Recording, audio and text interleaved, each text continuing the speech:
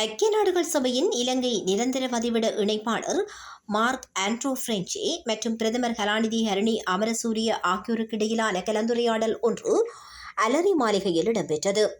இங்கு இலங்கையின் அபிவிருத்தி முன்னெடுப்புகளில் முக்கியமான பிரிவுகள் தொடர்பில் ஐக்கிய நாடுகள் சபை மற்றும் இலங்கைக்கு இடையில் உள்ள புரிந்துணர்வு ஒப்பந்தம் தொடர்பாக பிரதானமாக கலந்துரையாடப்பட்டது. ஐக்கிய நாடுகள் சபையின் நிரந்தர வதிவிட இணைப்பாளர் இலங்கையின் சுதந்திர தினம் தொடர்பான தனது வாழ்த்துக்களை தெரிவித்ததுடன் இந்த நாட்டின் அரசாங்கம் முன்னெடுக்கும் வறுமை ஒழிப்பு, டிஜிட்டல் மயமாக்கல் மற்றும் கிளீன் ஸ்ரீலங்கா திட்டம் தொடர்பான நடவடிக்கைகளுக்கு பாராட்டு தெரிவித்தார்.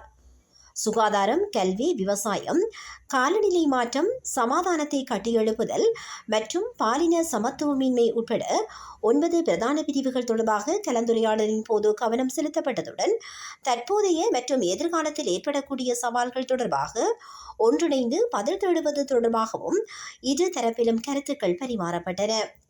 ஜனநாயக ஆட்சியை உறுதிப்படுத்தும் போது அரசியல் பலத்தை பலப்படுத்தும் நடவடிக்கைகளில் குறிப்பிட்ட வேட்பாளராக மட்டுமல்லாமல் வாக்காளராக செயல்படவும் பெண்களின் பிரதிநிதித்துவத்தையும் அரசியலில் அதிகரிக்கும் தேவை தொடர்பாகவும் இரு தரப்பினரும் கவனம் செலுத்தினர். பிரதமரின் செயலாளர் பிரதீப் சௌத்ரி உட்பட இரு தரப்பிலிருந்தும் உயர் அதிகாரிகள் இந்த கலந்துரையாடலில் கலந்து கொண்டார்கள்.